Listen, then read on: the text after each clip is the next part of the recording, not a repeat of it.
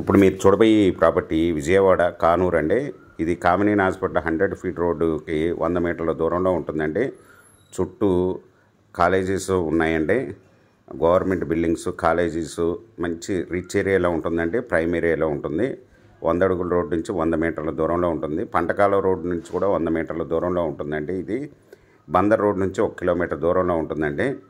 ఈ వచ్చి ఈస్టు 33 అడుగుల రోడ్డు అండి, వెస్ట్ 33 అడుగుల రోడ్డు, రెండు వైపులా రోడ్లు కలిగిన ఫ్లాట్ అండి. ఇది ఈ రోడ్ ఫేస్ వచ్చి 44 అండి, లోతు వచ్చి 60.